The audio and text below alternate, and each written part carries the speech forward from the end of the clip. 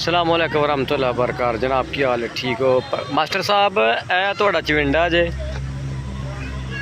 ए चविंडे park च असीं बैठे जे मास्टर जमील भट्टी साहब ते ए जे चौक शहीदां दी यादगार। ए वेखो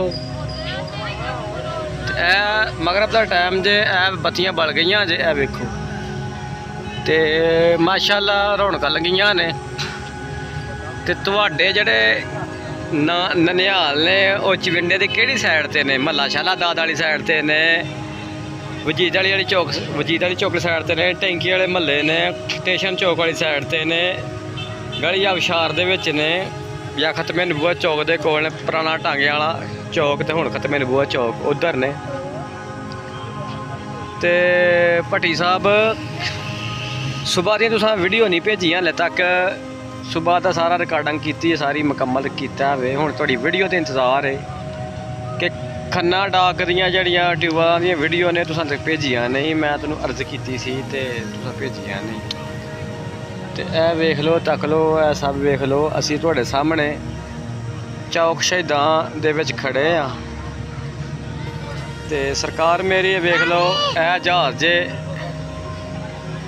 इंडिया का, तो ओ जे टैंक इंडिया का सेंचुरियन टैंक जे, है वाला ये टैंक नहीं, छोटी 72 गड्डी है, टैंक नहीं है, छोटी है।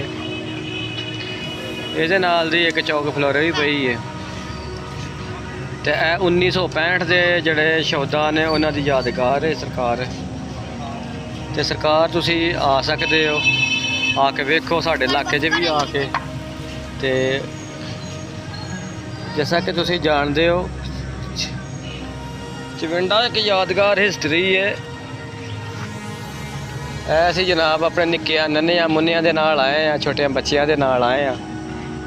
तो तुसी वेख सकते हो, आ मेरा बेटा है सुलेमान शाह, ये मेरा पुत्र खा रहा है बर्गर।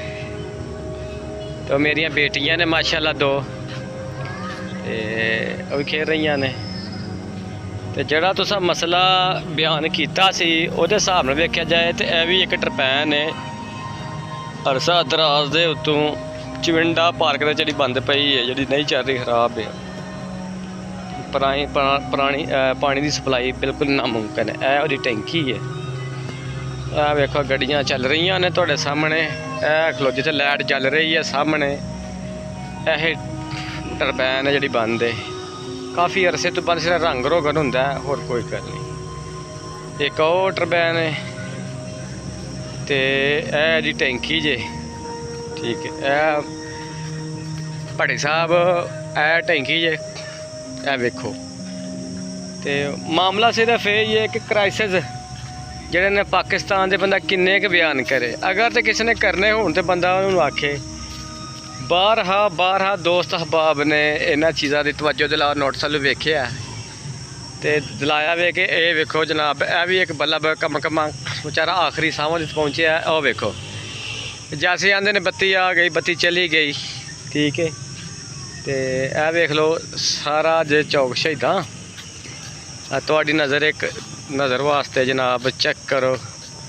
और वेखो यह पार्क है चौक शहीदां वाली, यह प्याला जे, तो पानी शानी पीना चौधरी साहब तो आ जाओ, बड़ा वड्डा प्याला जे, भावें टैंक ते बह के आए तो भावें बह के आए जहाज़ के उत्ते। तो चौधरी मुश्ताक सुल्तान साहब की खिदमत साडा सलाम अर्ज करना। और जनाब अर्ज है मास्टर साहब कि कभी चविंडे का भी दौरा करो। तो पाकिस्तान लेबर कौंसल जी है वो सानू पता है कि वो इस तरह ही काम कर रही है कि पाकिस्तान लेबर कौंसल हमेशा मजदूर के हकूक की गल करती है। तो यह जे जनाब जहाज़ इंडिया वाला, ठीक है, तुसी देख रहे होएगा। तो माशाअल्लाह बड़ी पुरानी पार्क, तरीकी पार्क है। तुसी आओ वेखो तको, साढ़े कोल आओ और जियो और जीने दो, ठीक है। मास्टर जमील भट्टी साहब, मास्टर जमील भट्टी साहब है वो टैंक है जिहदी असीं गल कर रहे सां। इंडियन साख्ता रूसी टैंक है सेंचुरियन, जड़ा 65 दे विच पाकिस्तान के खिलाफ इस्तेमाल होया सी। ਪਰ ਸਾਡੇ ਮੁਜਾਹਿਦਾਂ ਨੇ ਆਪਣੀ ਜਾਨ ਦੇ ਉੱਤੇ ਖੇਡਦਿਆਂ ਹੋਇਆਂ ਦੁਸ਼ਮਣ ਨੂੰ ਜੋ ਹੈ ਉਹ ਸਹੀ ਸਭ ਸਿਖਾਇਆ ਸੀ। ਹੁਣ ਸਿਰਫ ਮਾਮਲਾ ਸਿਰਫ ਇਹ ਕਿ ਇਹਦੇ 'ਚ ਇੰਜਣ ਕੋਈ ਨਹੀਂ, ਤੇ ਇਹਦੀ ਜਿਹੜੀ ਬੈਰਲ ਹੈ ਬੱਤਰਬੰਦ ਗੱਡੀ, ਵੈਸੇ ਟੈਂਕ ਨਹੀਂ ਬੱਤਰਬੰਦ ਗੱਡੀ ਹੈ। ਇਹਦਾ ਮੂੰਹ ਬੰਦੇ ਨੇ ਥੱਲੇ ਨੂੰ ਕਰ ਛੱਡਿਆ, ਪਹਿਲੇ ਤਾਂ ਹੁੰਦਾ ਸੀ ਥੱਲੇ ਨੂੰ ਕਰ ਛੱਡਿਆ। ਇਹ ਜਨਾਬ ਹੈ ਟੈਂਕ ਜੇ ਐਸੇ ਤੁਸੀਂ ਚੈੱਕ ਕਰ ਸਕਦੇ ਹੋ। ਹੁਣ ਤੇ ਹਨੇਰਾ, ਚਲੋ ਅੱਲਾ ਨੇ ਕਦੀ ਮੌਕਾ ਦਿੱਤਾ ਤੇ ਇਨਸ਼ਾਅੱਲਾ ਤਾਲਾ ਤੁਹਾਨੂੰ ਵਿਖਾਵਾਂਗੇ। ਇਹ ਟੈਂਕ ਹੈ, ਇਹ ਟੈਂਕ ਹੈ ਜਨਾਬ, ਇਹ ਵੇਖੋ ਇਹ ਟੈਂਕ ਹੈ ਸਰਕਾਰ।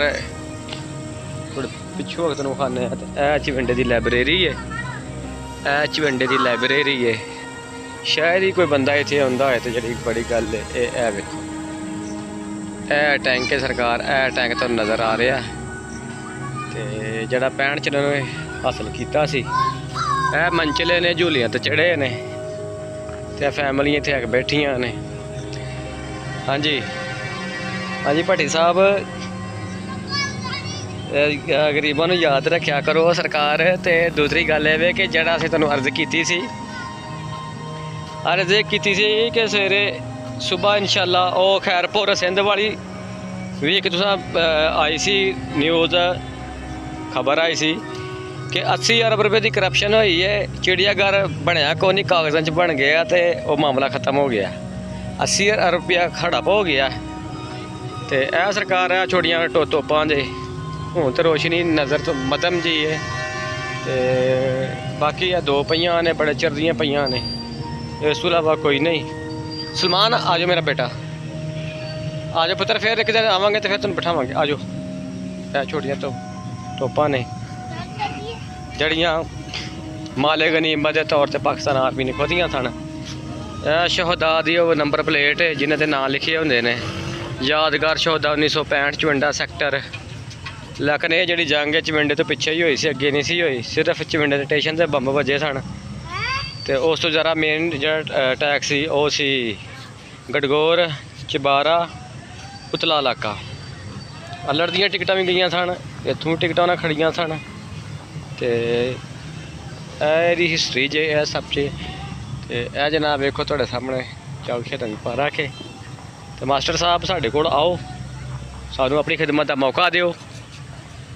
ਤੇ ਇਨਸ਼ਾਅੱਲਾ ਤਾਲਾ ਤੁਹਾਨੂੰ ਇਹ ਜਿਹੜਾ ਵਿਲਾਗ ਹੈ ਅੱਛਾ ਲੱਗੇਗਾ। ਬਣਾਇਆ ਸਾ ਉਰਦੂ 'ਚ ਦੀ ਪੰਜਾਬੀ 'ਚ ਬਣਾਇਆ ਕਿ ਯਾਦਗਾਰ ਸ਼ਹਦਾ ਚਵਿੰਡਾ ਦੇ ਵਿੱਚ ਬੱਚੇ ਆਏ ਨੇ। ਠੀਕ ਹੈ।